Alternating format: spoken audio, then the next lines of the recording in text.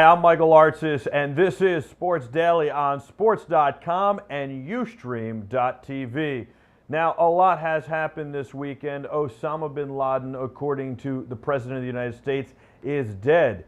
And the United States of America's citizens have broken out in celebration. Now, I was a reporter covering September 11th, and in addition to that, I lost friends September 11th, several of them, as many Americans have, and many Americans were affected by September 11th and the attacks. Now, the world and the United States have been changed forever, and Osama bin Laden was finally killed almost 10 years later.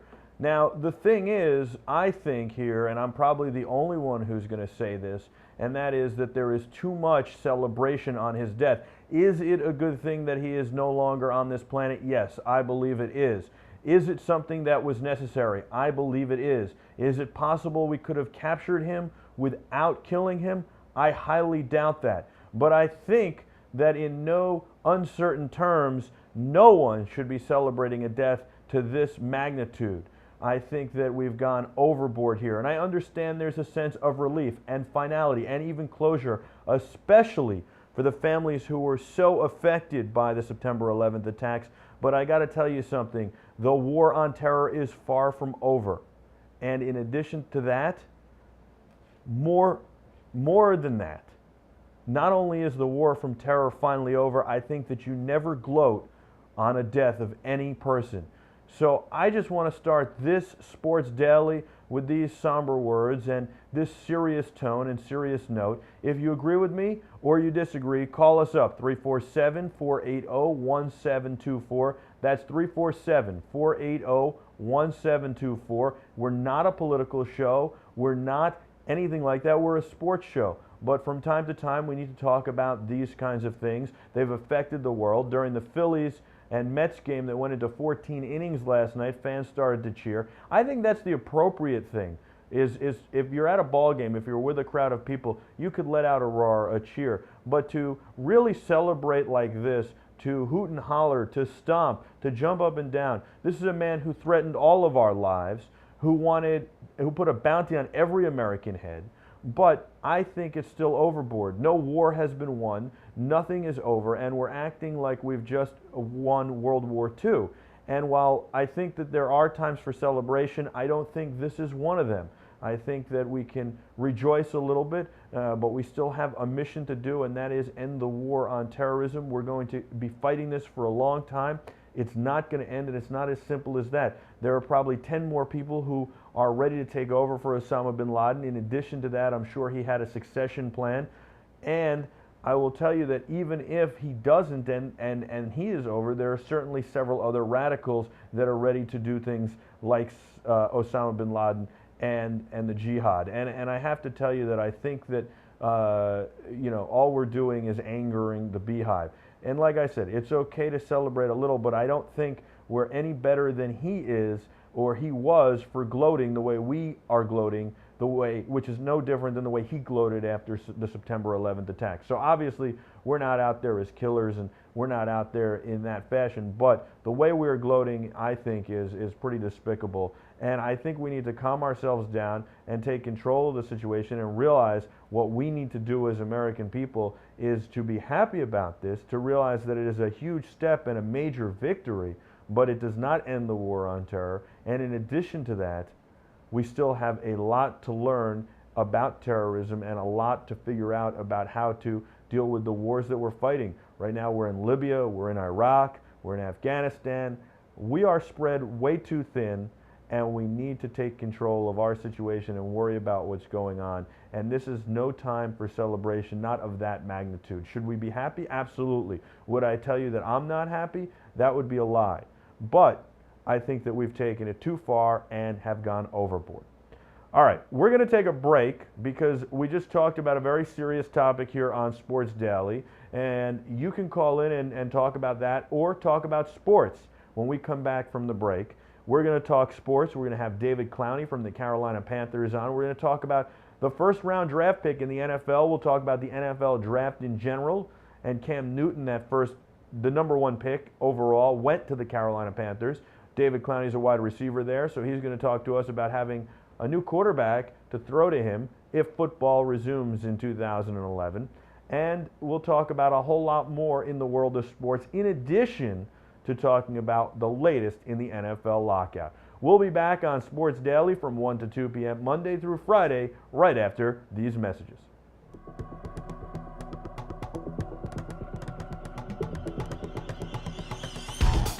Welcome to Sports. My name is Greg Dorman, and this is Rally Notes. Racing fans, don't forget that on Thursdays at 7 p.m., it's time for Rally Notes. Greg Dorman, rally racing co-driver from Klein Racing, hosts guests and takes your calls about the entire automotive industry, rally racing, and auto racing in general. Rally racing is a great sport. They have Subarus and all sorts of off-road, all-wheel drive vehicles that run through the mud and the backlogging roads. But he's not only talking rally, he'll talk all sorts of racing and automobiles as well. We'll test cars, we'll drive cars, and we'll have a lot of fun. Rally Notes, 7 p.m. on Thursday. Don't miss it.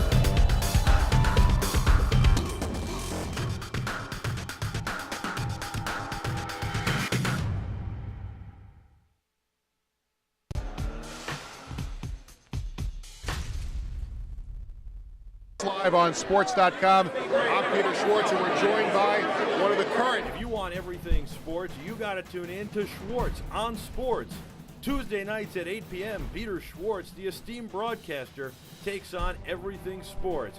He's got everything from high-end pro sports like the NFL, NBA, and Major League Baseball to alternative sports like extreme games, lacrosse, tennis, golf, and everything in between. Joined by Minnesota Vikings Hall of Famer John Randall. Last year, you were inducted into the Pro Football Hall of Fame, and that is the biggest honor that a player can get bestowed on him. What was that feeling like when you were enshrined in that candidate? It was unbelievable. You got to check out Schwartz on Sports because there's nothing you know that he doesn't. He knows everything sports. So check it out, 8 p.m. on Sports.com, Tuesdays.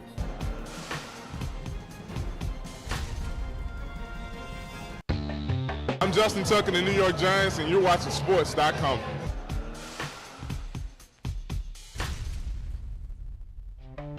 If you want everything sports, you got to go to Sports.com. That's spelled SPORTCE.com.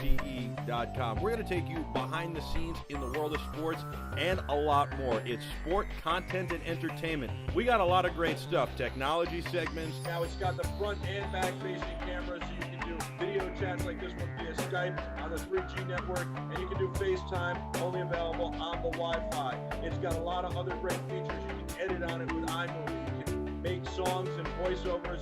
Behind the scenes. We back, Sports.com, at this secret location behind the scenes. Jim Jones. We'll take you into the lives of athletes, follow them off the field, but it's also music. Be right here, but it's perfect day. And other genres as well. Check us out, Sports.com, and we've got live shows 5 days a week. A lot of live shows with live guests in our New York City studios. We've got Rally Notes at 7 p.m. on Thursday nights, The Warning Track, 6 p.m. on Friday nights, Schwartz on Sports with esteemed broadcaster Peter Schwartz, 8 p.m. on Tuesday nights, and on Wednesdays, it's The Music Movement with Darryl Reed. Check us out, Sports.com.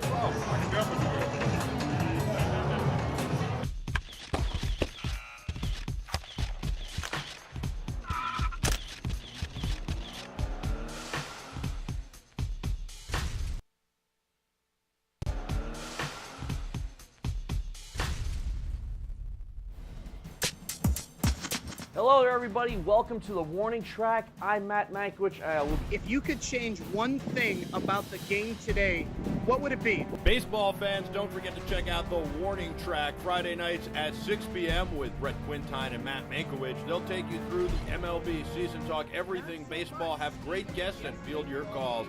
It's 6 p.m. on Friday nights. Don't miss it. The Warning Track. It's out of here.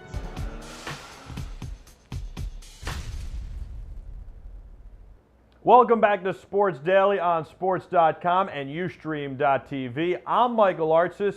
Thanks for joining us. We're here every Monday through Friday, 1 to 2 p.m. Eastern Standard Time. The number to call in, 347-480-1724. That's 347-480-1724. You can jump in on the conversation, get involved, or spout your opinion. You can also reach us on sports_media on Twitter. And in addition to that, check out our site, sportce.com. That's sportce.com.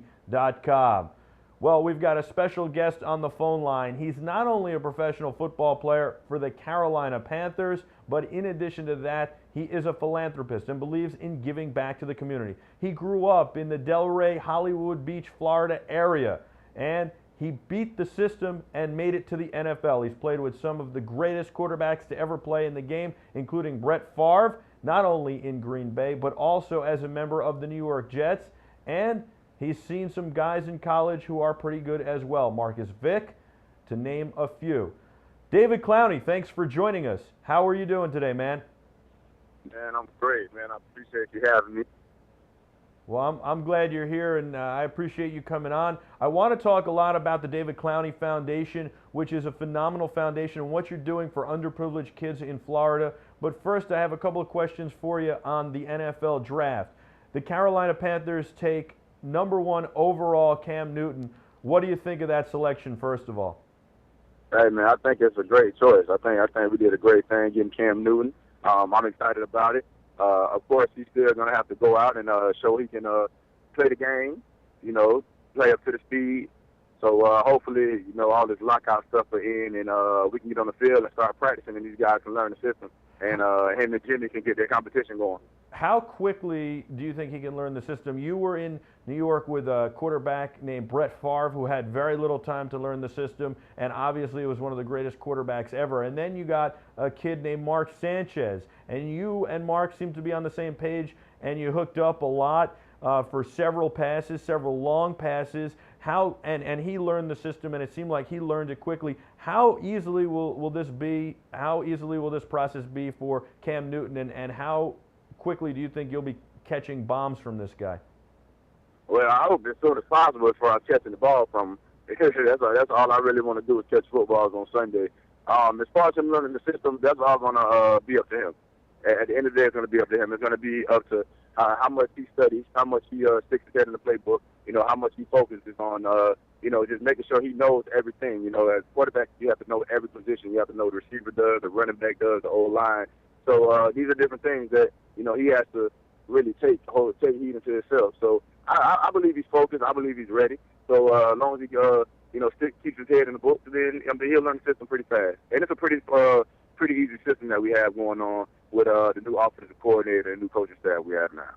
You guys definitely needed a quarterback badly. That was a deficit for you guys. And now you've got somebody who's expected to be amazing. Obviously, he goes #1 in the draft. How exciting is it for you as a wide receiver to get a quarterback who, yes, will have to learn the system, but seems to have all the skills and went #1 in the draft? I think it's wonderful. I think it's wonderful, man. Like I said, I'm very excited. When you have a quarterback, somebody that can get you the ball, and when plays break down, somebody that can still, keep a play alive. That's one thing about Ben Roethlisberger. If plays not there in those first 3 seconds, he can still scramble and get away and still make plays. Mike Vick, guys like that. I think Cam Newton is one of those guys. He's big, he's strong. He has the power to move, and very shifty when he gets out the pocket. So, like I said, I'm excited about that, man, especially when plays break down for a quarterback to still be looking upfield, running sideways to get the ball to somebody. Well, it seems very exciting to be a Carolina Panther, especially today, except for the fact that there's no football at the moment. How frustrating is this back and forth, lockout, no lockout, lockout, maybe a lockout, maybe not a lockout, for you and other players? It's very frustrating.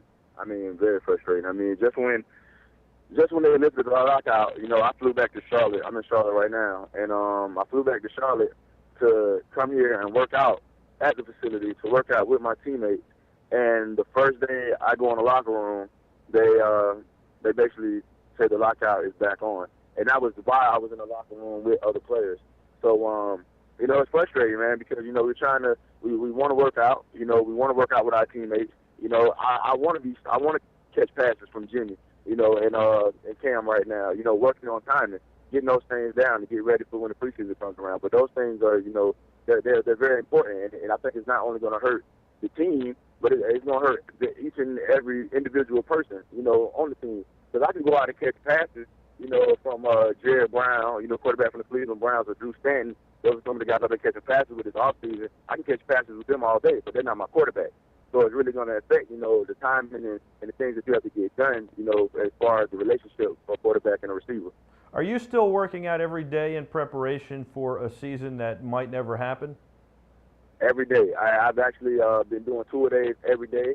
A couple of my training partners are Jacoby Ford, Pierre Garçon, Mike Moore from the Detroit Lions, and Chris Carter has been my receiver coach this entire offseason. So, like I said, I've been working out every day, twice a day, just staying in shape, running routes, catching passes, doing everything as if, I was in a natural training camp, a natural off-season workout program or OTAs.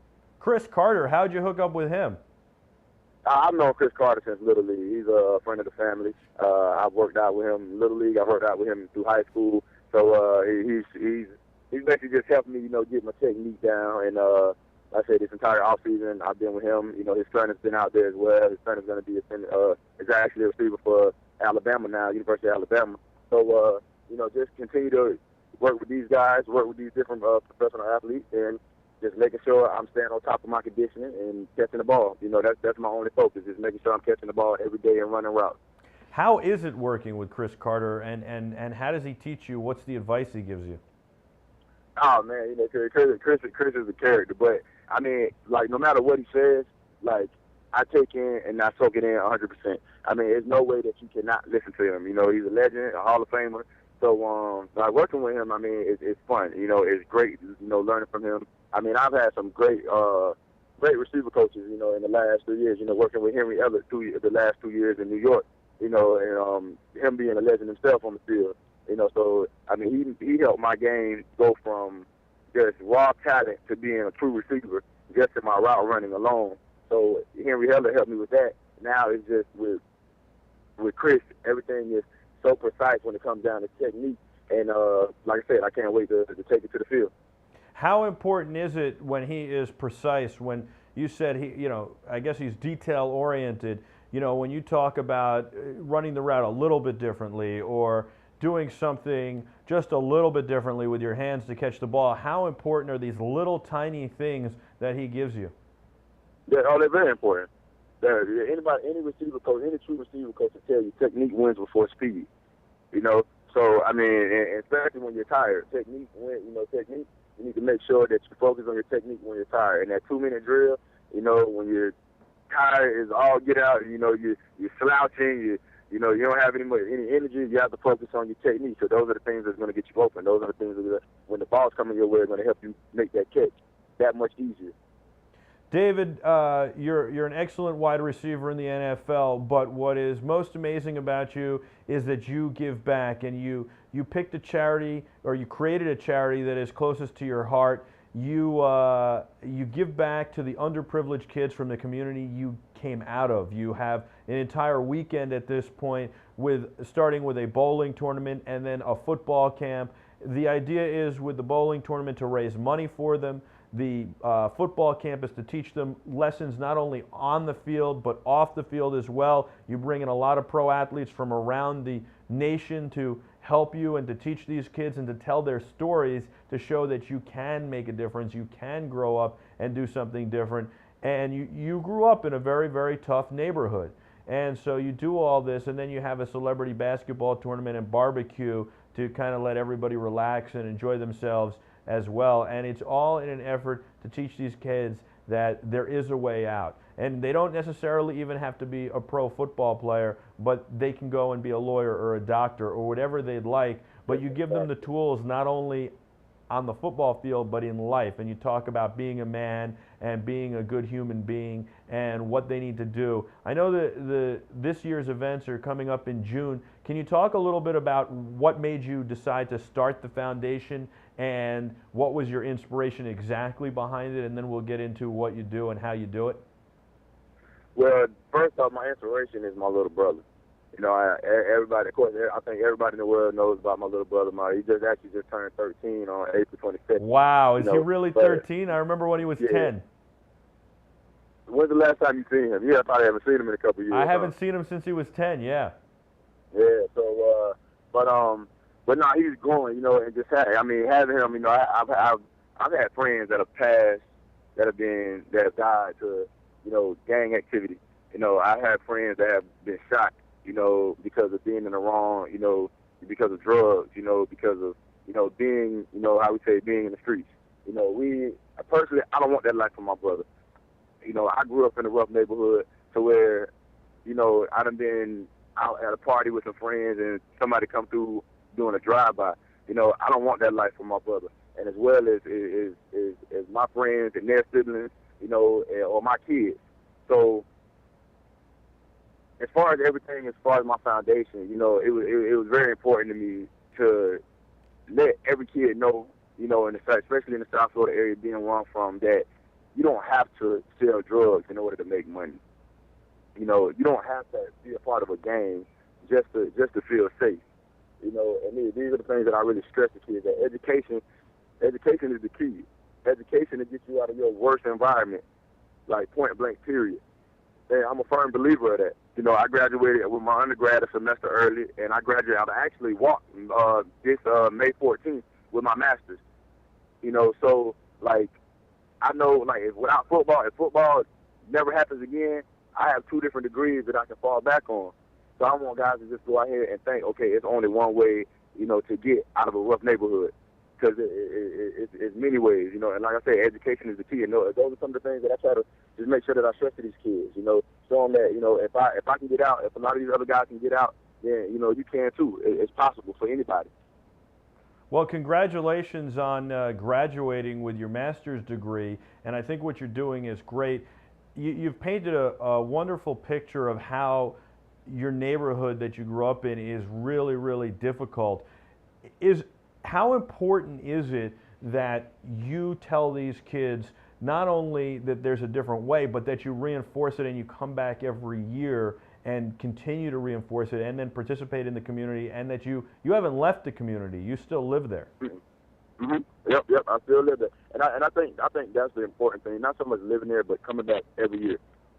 There's some people that they'll do a camp, you know, and then that'll be the only camp. You know, they won't do another one, or they'll do one big event, and then that's it.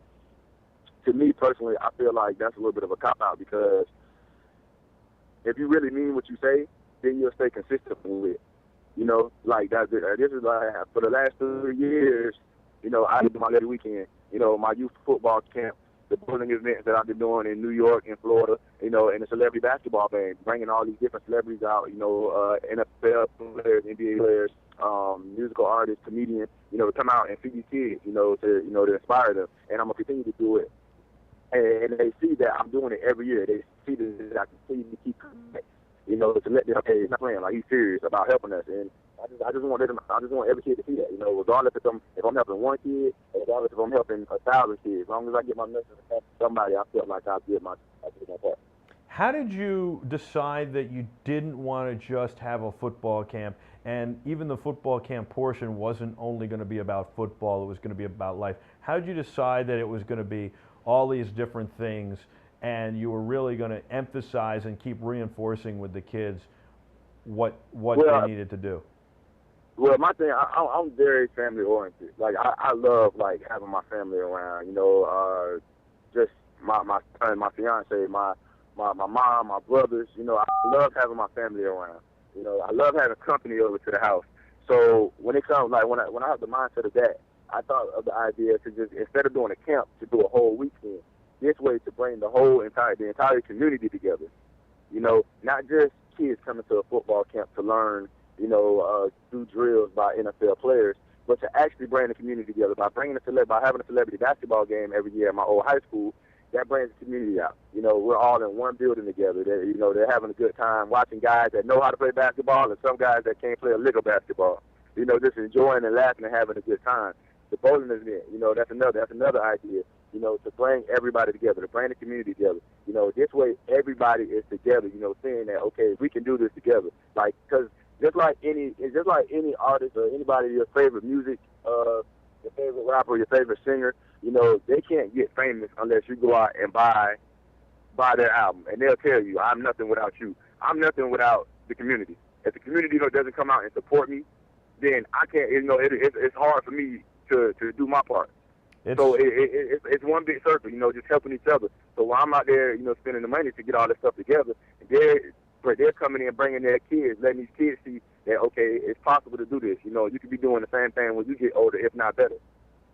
It's so true. I think so many athletes don't realize so many times that it's the fans. If the fans don't fill the seats, if the fans don't come to the games, if the fans don't root for you, then there's no money to be made in pro sports because there's nobody to pay the venue costs, there's nobody to pay the TV rights because nobody's watching. And so it's so important to give back to the fans, and I really admire what you're doing. Now, a couple of years ago, I was down in Opelika, Florida, a very close neighborhood, similar neighborhood, and it's also very dangerous. And I learned something there that I hadn't understood before, and I want you to talk about if it's similar and explain just how hard it is. And that is that, you know, I just thought, hey, you grow up in that neighborhood, you make the choice either to sell drugs or join a gang or not. And it's just that simple. You can decide to do the right thing or not do the right thing. But it's not that simple. That's what I learned. And I think so many people have that misconception. And can you talk about how hard it is for these kids to decide not to join a gang and how much more difficult it is on their lives? I mean, just being young, you know, like I said, a lot of people just, you know, think it's easy, but it's not at all. You know, it's not at all. You know, you get peer pressure. I think peer pressure is one of the worst things in the world. I swear to God, I really mean that. I feel like peer pressure is the worst thing in the world, because when you have one person that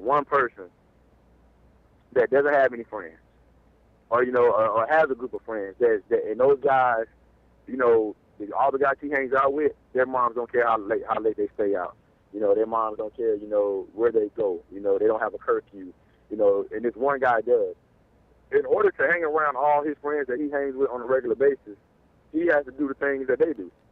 You know, or he's not going to have any friends.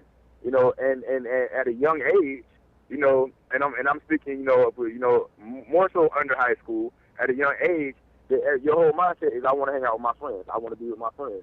You know, so they follow their friends. You know, so it's like birds of a feather flock together. You know, you're going to end up doing what other people do when you're at a young age. You know, when you're around nothing but drugs all your life, and you see guys riding in nice cars, you see guys, you know, got like jewelry. They hear all this music. You know, because music is a big influence on a lot of our kids' lives as well. You know, when they see those things, they were like, oh, those are nice. You know, he's doing this in order to drive a Benz. He's doing this in order to drive a BMW. You know, these are the things that they want to do. You know, these are the things that they want. So they try to figure out, okay, how did he get it? When they find out, then they feel like that's the way to get it, instead of just following through with their education. And then, you know, you got some guys that are older, too, that persuade these kids to go out and do drugs, which I hope every last one of these, we can get all these guys off the streets as well. You know, because I think it's a shame that you have adults, you know, 21 to 30 to 40 years old, you know, influence kids and telling them, you know, if you want this, go out and sell this for me. You know, I think that's pathetic, you know, and I think it's wrong. And I really hope, you know, it'll come a time to where, you know, that won't be the case. You know, because I would hate for somebody to walk up to my son, to walk up to my little brother, you know, and try to persuade them to do this. And they think it's okay. Well, I couldn't agree with you more. Is it ever more than just peer pressure? Is it ever threatened with violence, that if they don't do this, then they will be killed or hurt, or their families will be hurt? And then also, once they do it once, is there a way to get out? Yeah, it's just like any game. Once you join the game, man, you're pretty much tied in. You know, you're pretty much tied in. And violence is like Palm Beach County. We actually have the #1 murder rate in the state of Florida, Palm Beach County. At one point, and Dade and Duval is like 3 times bigger than Palm Beach County. Miami-Dade, Florida is like 3 or 4 times bigger than Palm Beach County. We have the #1 murder rate in the state of Florida. Now, as well as 100 gangs, 100 active gangs. You know, and it's certain things, like I said, just when it comes down to violence, they'll tell you, like, okay, you either be with us or with nobody at all. And nobody at all doesn't mean, okay, we're going to leave you alone. You're going to be with us. Right. You know, so some guys have been put in that situation, you know, and like I said, these are some of the things that I'm trying to stop. I'm trying to slow down as far as trying to help in the community and help kids understand that you have a choice. I know it's hard, but, you know, it's different ways to get out of different situations.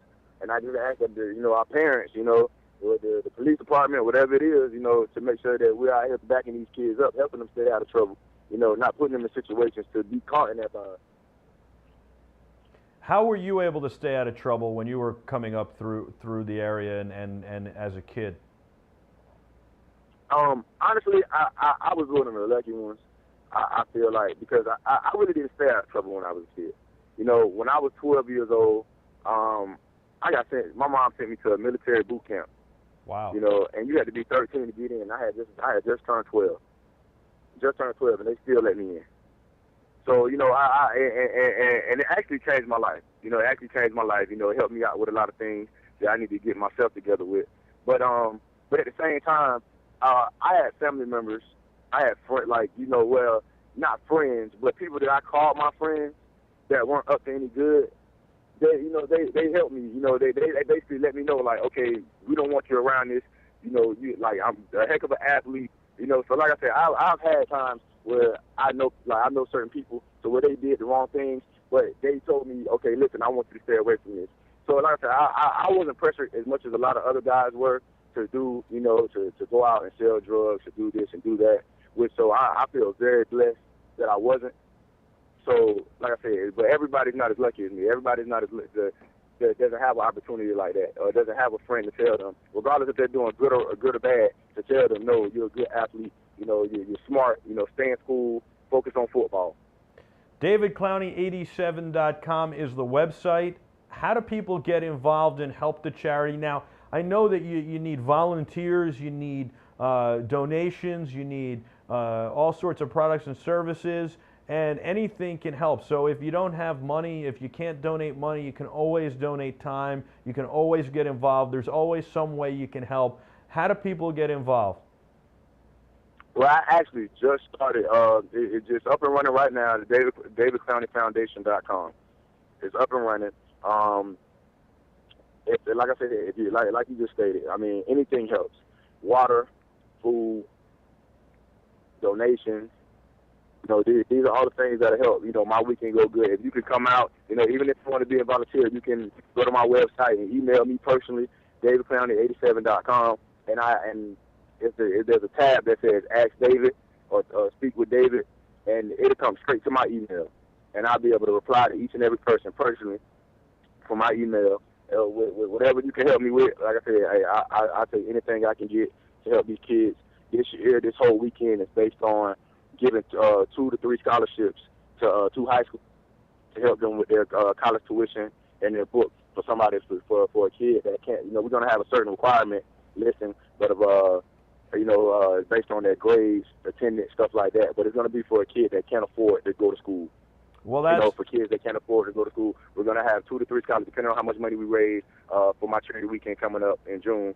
We're going to give out as many scholarships as possible to the kids to help them with their tuition and their school books for college. That's wonderful. And I think what people don't even realize, though, is you can give out, I mean, just donating T-shirts that you can print with the foundation logo on them, or, you know, giving out sneakers that you can give out to the kids goes a long way. So it doesn't have to be a huge thing. It can be, you know, a few $1,000s always is great to help give out scholarships. And I think the greatest part, David, and most people don't know this about you, is that everything that's done with your foundation, all the events, you set up yourself. I've never seen a guy hustle like this. You take care of everything, and you get great corporate sponsors to participate, great sponsors from the community, but it takes more than that, and people need to help out any way they can. Volunteer, give something small, just get involved somehow, give something big, and put one of these kids through school. And even donate books from college books, donate an iPad so a kid can, who maybe can't afford books can buy books cheaper. I mean, that's, to me, like one of the greatest things you could give one of these kids today is like an iPad or a Kindle or one of these tablets, because they can download the school books at a fraction of the cost of the books would cost them, so they'll have access to all the books. Plus, there's so much more learning and research that they can do on the device as well. So, I mean, any of these things, anything at all, DavidClowneyFoundation.com, and in addition to that, it's DavidClowney87.com. And David, you do a phenomenal job. I got to tip my hat to you, and I really appreciate and am inspired by what you do. You really do a great job, man. I really appreciate it. How's the new addition to the family doing? Oh man, he's awesome, man. He's awesome. I got the entire family. Well, my fiance, her entire family is a little upset because he looks like he's basically my twin. I should have spit him out myself. And you cut the hair. Myself. You cut the hair. What did you lose a bet? You had these awesome dreads that came through your helmet. You know what, man? Yeah, I did cut the dreads. I thought I felt like my dreads was like Samson, man. My power was in my head. But you know, then leaving the Jets, after I was released and then claimed by the Panthers, you know, I just had being in Carolina, I felt like, okay, it was right around New Year's, right before the last game of the season when I cut him. We played the Atlanta Falcons. And I felt like going into this year, I wanted to change. I wanted to change, you know, with not just the hair, but I felt like being on a new team, you know, I got tendered, which I'm blessed about that, right before the lockout. I got tendered before the lockout. So I got tendered before the lockout. I got a new team, new look, you know, just, you know, new life, you know, with my son being here now. So it was just a new everything. So, you know, and then plus, you know, I feel like 2011 is going to be an incredible year for me. I really believe that God has blessed me in so many ways up to this point right now. And I have not even began to reach my full potential in the NFL. I should see that. And when I cut my hair, I ended up, you know, having 2 catches for like 56 yards in a couple, probably about 3 or 4 big key blocks to spring the running backs open. So I had a heck of a game. It was January 2nd, our last game of the season. So everything was going on in 2011. So I just felt like everything was a change. You know, when I cut my hair, you know, being on a new team, you know, starting the first, it was the last game of the season, but it was the first game of 2011, you know, having, you know, an incredible game all the way around, special teams, offensively, catching the ball in the running game. So I just really feel like, you know, 2011 was a big change for me, and that's why I cut my hair off. And I feel like there's going to be a lot more going on from here. Well, sounds good, and it definitely looks good. I know that we don't have a picture of it here yet, and you're joining us via the phone, but I've seen a picture via your Twitter account, and it certainly looks good. Dave, I do want to ask you one thing before we get into it. I have a couple other things I want to get to, but as far as, I don't know if you saw Outside the Lines last night, this goes back a little bit to your charity, the David Clowney Foundation, and what's going on in Florida.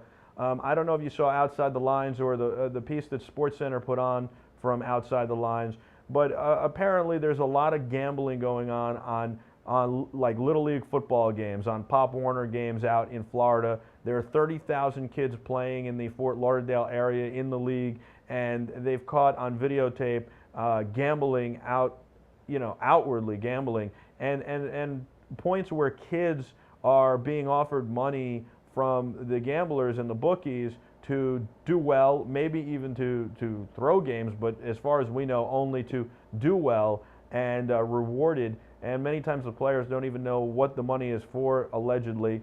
What are your feelings about this, and what can be done to clean it up? I'm not exactly sure what can be done to clean it up. I think, you know, I think it's terrible, the fact that, you know, there's people that can sit there and gamble on TV football. You know, you're gambling on 6, 7, 8, 9, 10-year-olds. You know, like, I think it's retarded. I'm not exactly sure what we can do to stop that, because that can be just an inside thing. You know, like me and you could be sitting at a game and just, okay, I bet you $100 they score. You know, so there's no way to really like catch that. You know, there's no way to really, you know, just lock down on that. You know, so I think it's pathetic, and I hope some people, you know, even the adults, I hope they grow up and that's something they just have to grow out of. You just have to grow up in. I think that's pathetic, man. It certainly is, and I think your answer is very realistic. There's not much in my mind, and I know a lot of law enforcement officials through my years of reporting, there's not much in my mind that can be done about this. It's very hard to catch and very hard to prove. Even if I give you $100 in the stands, I could say that was for a turtleneck you bought me last week, or I could say that was for a soda, you know, you're about to go get me from the concession stand, or that's for the tires you're going to put on my car next week. So I think it's a very hard thing to catch and prove without having a sting or some other kind of operation. Some kind of law or some kind of some kind of proof. There's no way you're going to be able to prove. And that. obviously It's there's not written in paper. And obviously there's a lot of other stuff going on that might take priority in that area. But it is very shameful. It is disgusting, and I do think it's been going on for a long time. But I do think these adults certainly need to grow up, and there are plenty of things to bet on in life. You don't need to exploit children, and that's really what it is, and it's sad, and it takes away the purity of the game when you're a kid, and it really does damage, I think, to these kids. So I think it would. It will, especially if they're getting money from it. Especially at a young age. Was this, to your you're knowledge? taking the fun out of it. At that age, it's supposed to be nothing but fun. I mean, it's supposed to be fun, period. Football is still fun for me right now. All this lockout stuff is driving me bananas. Like, I swear to God, it's driving me up the wall. Because all my life, all I wanted to do is play football. All my life, all I ever wanted to do is play receiver. Looking up to Jerry Rice and Chris Carter. All my life. So, like, it should be fun for these kids. They should not be out here, worried about, at 10 years old, my brother should not be worried about him being in the 7th grade, worried about, okay, if I drop this ball, I'm not going to get this $20 that this guy just promised me.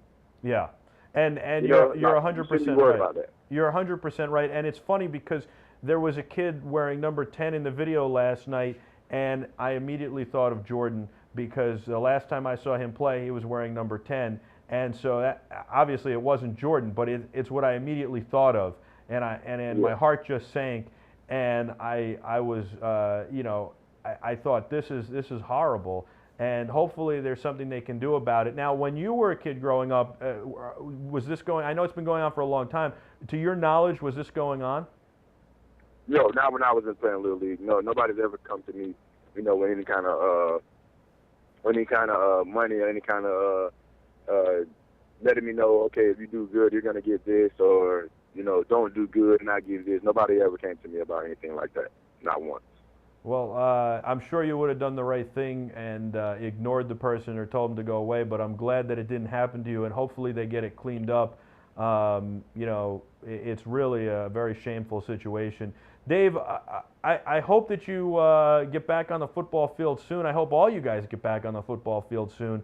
I know it's, as you said a moment ago, it's got to be so frustrating for you guys that you want to get back to work and you're not able to.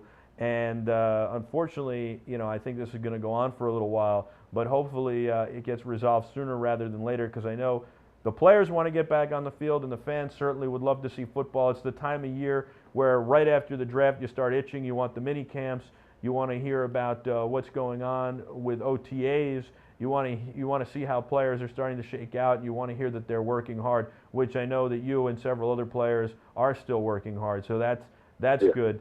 Are you following the NBA playoffs at all? Yeah, of course, man. I'm a big Heat fan. I figured. I've been a Heat fan since before Tim Hardaway was there. I'm from South Florida, so I'm rooting for them boys to go all the way.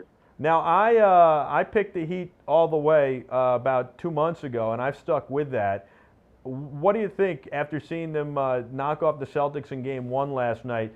I said that this is everybody was worried during the season that they just weren't coming together. They were falling apart. They just didn't gel. They didn't have enough. They hadn't played together long enough. And I kept saying, look, this is a team that's built for the second season. It's built for the playoffs. These are guys who know how to turn it on. They know how to win, and they'll be unstoppable when they want to be. But a season is very grueling. You've got some injuries, some nicks, some nags, and during the season, things slow down a little. When you go on a roll, it's easy to also go on a sputter in basketball. Yep. And I said, this is a team built for the playoffs. Everybody's worrying for no reason. What are your thoughts about the Heat? And I know you're a fan of them, but if you could remove yourself as a fan for a second and say, look, realistically, this is the team to beat. No, realistically, I really believe. I think personally, we have too much talent and we have too much firepower on one team, to not be able to take the whole thing. My biggest concern, and I'm not going to lie, like, when we played the 76ers, I just knew we were going to beat them. But then when they were like, okay, Boston's up next, as a fan, I'm scared. As a fan, honestly, as a fan, I'm scared because even in the regular season, like we're 1-3 against Boston. You know, we're 1-3 against Boston. You know, we really don't have a big guy, but I think that's what comes into play when this series itself. They don't have a big guy right now either. You know, they got rid of Perkins, you know, which is a hell of a player. You know, and then Shaq, you know, he's nowhere to be found for the last 3 years. So he's been nowhere to find for, you know, he's been playing for the last 3 years. So like I said, without a big guy, I think, you know, as long as Shaq doesn't come back healthy, I think we're going to be a force to reckon with throughout the rest of the remainder of the playoffs. Do you think that this could be the best playoff matchup in the playoffs? And it, you know, when people say this could have been the NBA Finals, obviously it can't be the NBA Finals, but wouldn't this be a dream scenario for the NBA Finals? Yeah, it definitely would. To the amount of guys they have, I mean, when you think about the amount of guys that are on the floor for this one team, Kevin Garnett, Paul Pierce, Jermaine O'Neal, Rondo, Shaq, you know, Ray Allen, Jesus Shuttlesworth, you know, you got, I mean, LeBron James, D-Wade, Bosh, you know, you got Bibby. Like, there are some incredible players, like, just this one game, you know, as far as the 5 guys that'll be on the field, like, be on the court all the time. Like, it's ridiculous. It's ridiculous, the amount of talent that is on the court at one time just between these two teams. What about Pierce's ejection last night? Did you feel that that was fair? I mean, I know a lot of people are making a big deal about it. I don't know if, in my mind, if it was fair, but I don't think it's worth making a big deal about because I think that it is what it is. He certainly did something. Did he deserve to get ejected? Maybe not, but he did something, and you can't really argue with the officiating. Well, what a lot of people don't realize is that he didn't get ejected. I don't think he got ejected for the foul itself. If you look at the replay and you watch it, you see that Paul Pierce said something to D-Wade right in front of the ref. You know, which is probably off the wall, whatever he said. You know, but he already had one bad foul, like what, not even 5 minutes before that, and then you come back and and then you get a foul. So I don't think he got ejected for the foul itself. I think he got ejected for what he said, personally. All right. Well, you know, yeah, just check out the replay when you get a chance. I don't think he got ejected for the foul itself. I think he got ejected for what he said. You know, like after the foul. Well, I'll take a look at it, but I will tell you, it's playoff basketball. You're going to talk trash, and you're going to get heated, and tussles are going to happen. But like I said, he definitely did something. He possibly said something. If the ref felt he deserved the technical, his second technical of the game, he's gone. That's it. That's the rules of basketball. What about the Heat? I mean, the Bulls, rather. A lot of people picked the Bulls to go all the way, and I don't think the Bulls are the team to beat. I think they're too inexperienced, and I just don't think they have it. But do you worry about the Bulls? Obviously, they got to get past the Hawks here, and of course, the Heat have to get past the Celtics. But do you worry about the Bulls at all? No, I mean, I'm not really worried about the Bulls. I think, like I said, they are very inexperienced. They are a very young team. Now, Jalen Rose, D Rose, he is, that man is God's child or something. He is the basketball god of basketball right now. I don't know. I'm gonna go ahead and give him the praise he deserves. He deserves the MVP. That man is playing ridiculously right now. But they can't just be him. He can't win it by himself. He can't get all the rebounds. He can't make all the shots. So he's gonna need, you know, a lot of help to make it to the finals. Well, I agree. So I'm not really worried about him at all. I agree with you 100%, and I've said many times that basketball is probably the most difficult sport for one player to lift an entire team up on his back by himself, and you can't do it with just one player, and that's where I point to the Thunder, too, and see them faltering. Are you surprised the Grizzlies are able to do so good against the Thunder, though? I just think, to me, Durant can't get it done by himself. They've been playing awesome. You know, they've been playing really nice, and between Randolph, you know, and Gasol, you know, they've been doing a lot, you know, to keep it back each other up, you know, and put up the points that they put up, the numbers they've been putting up. So, but I really think even though the Grizzlies are up right now, I think Oklahoma City will still take it in the end. You know, I mean, they have a lot of firepower, and you know, it was the first game home, so there's still a lot that needs to be done. You know, I mean, they still have to go back to Oklahoma City, just like we still have to go back to Boston. I don't think we're going to sweep Boston. I don't think that, not even a little bit. You know, so we still got 2 games in Boston, you know, after this next game. And I say it's still early. It's still a lot to go down. It's still a lot to happen. Yeah, there's no way that the Heat are sweeping the Celtics in my mind. And I No, not at all. And I would not at all. They're too experienced. They've already won a championship, so they know what it takes to get there. Dave, I want to thank you so much for coming on and giving us so much of your time. Again, the David Clowney Foundation, davidclowneyfoundation.com, and also davidclowney87.com. You got to check it out. The events are in June. What's the exact weekend, Dave? June 3rd through the 5th, Friday, Saturday, and Sunday. June 3rd through the 5th, Friday, Saturday, Sunday. You got to get out there. You got to volunteer. You got to help out. Scholarships to the kids and anything else that can be done for these kids. They'll learn a lot of life lessons, and they'll learn some football as well. Dave, you're so outspoken about this stuff. Do you ever worry when you're back in the community and you live there, but do you ever worry for your safety that somebody's not going to like what you're saying or what you're teaching these kids or what you're trying to accomplish? Nope, I'm not worried about it at all. If they don't like it, I hope they say something to me. I hope they say something to me. All right. We can handle that. We can handle that like adults, and we can talk about it, and I can explain to them how I really feel, and they can tell me how they really feel. But at the end of the day, I'm gonna play it like this lockout. I'm not gonna budge. My mission, my slogan, my logo, and my slogan is a better world for our youth. I believe the youth are our future. Without the youth, we are nothing. Well, you are 100% correct. They're what's going to make our world better, point blank, period.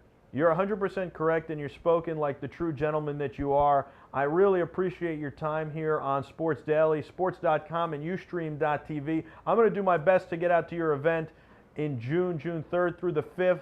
You got to help them out. You got to do anything you can. If you don't have money to donate or you don't have resources to donate your time. And you can also donate, property to use if you have a restaurant or something. There's all sorts of things you can donate. But get involved, davidclowneyfoundation.com and davidclowney87.com. Dave, we miss you in New York, man. Hopefully you come visit soon. Hey, I actually will be for my graduation. Excellent. Well, I look forward to seeing you, and we'll talk to you soon. Keep in touch, buddy. All right, no problem, man. I'll talk to you later. Thank you. Talk to you later, bud. It's Sports Daily. I'm Michael Artsis. We're here every Monday through Friday, 1 to 2 p.m. Eastern Time. We take your calls. We have special guests and a whole lot more. We talk the world of sports. 347-480-1724. That's the number to call in. 347-480-1724. That's the number to call in. Hit us up on Twitter at sports_media and go to our site to watch some of our on-demand segments. That's sports.com, sportce.com. We've got great shows that come at you every week, all week long. That includes Rally Notes, hosted by rally race car driver Greg Dorman. That's 7 p.m. on Thursdays. On Tuesday nights, we've got Schwartz on Sports with esteemed broadcaster and journalist Peter Schwartz, who talks everything sports and has some great guests. That's 8 p.m. Tuesday nights. In addition to that, we've got the Warning Track on Friday nights. That's at 6 p.m. The Warning Track hosted by Brett Quintine and Matt Mankiewicz, where they talk everything baseball and have guests as well. They take your calls and have some great interviews. And we're adding new shows all the time. We've got Tech Heads as well, and that is on once a month, where we review the latest technology stuff. And speaking of technology stuff, we're going to take a quick break, but when we come back, I'll tell you how to watch TV, sports TV that is, free on your iPhone or iPad anytime you want, anywhere you want. Catch those games when you're not at home, live and free. When we come back, I'll tell you how to do it. This is Sports Daily. I'm Michael Artsis. Be back in just a moment.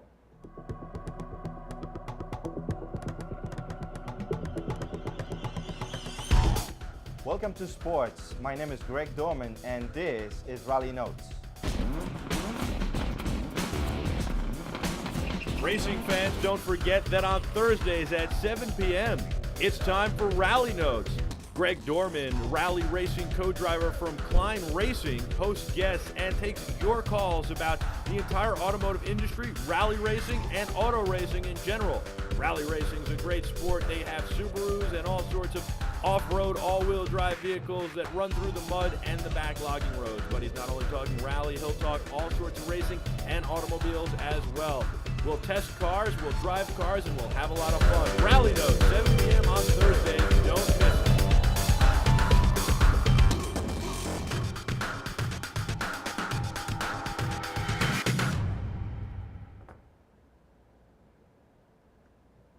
Welcome back to Sports Daily on sports.com and ustream.tv. Now, if you missed any of our shows, you can watch the archives on youtube.com/sportstv. You can watch anything that we've done, including our Sports Daily Draft Special. You can watch any of our shows. You can watch our Bentley ride. You can watch the raw footage of our Bentley ride, which is exciting as well. And you can watch our on-demand segments, which are really masterfully put together and are done great. We take you into the community to follow athletes into their lives. We follow some fringe athletes too. We follow female bodybuilders and all sorts of other people in their lives. We do some music stuff. We explore the crossover between sports and other genres. So check that out on our website, sports.com, or our YouTube page, youtube.com/sportstv. That's SPORTCE. All right. Now, I promised you before the break that I would tell you how to watch live sporting events on your phone for free. Your iPad, your iPhone. Well, ESPN has come out with a new app called ESPN Live. It is completely free to download and free to use. You have to be an existing ESPN customer. What does that mean? Simple. If you have a cable company, if you have cable television in your home, chances are you get ESPN, especially if you're a sports fan. If you get ESPN, you download the app and follow the instructions, and then for free, you will watch any of the games that are on ESPN. It's really a great app. I've been playing with it. I really like it, and I got to tell you something. You don't have to be at home. You don't have to have Wi-Fi. You can be anywhere. If you're out at dinner, if you're out at the movies, if you're driving in a long car ride, you can watch your sporting events for free. Take it one step further. Pay $14.99 a month, and you can watch MLB on MLB TV, the app, on iPhone and iPad. That also is an amazing app that gives you multiple camera angles, and you can watch any game live on your phone. Now, I think that this is really exciting. It works really well, and I think this is where a lot of things are going. Now, Mark Cuban would argue and say that streaming costs and bandwidth costs on the internet are cost prohibitive, and that these companies will never make money on the internet distributing their live content.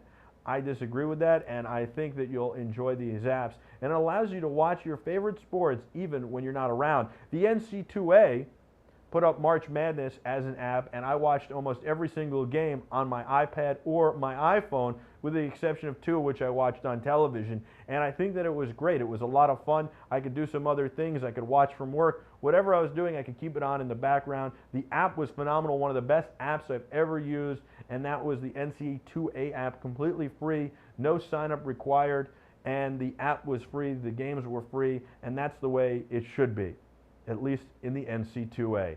All right, that's the show for today. Check out more on sports.com, on ustream.tv, and we'll be back with you tomorrow on Sports Daily. I'm Michael Artsis. Thanks for joining us.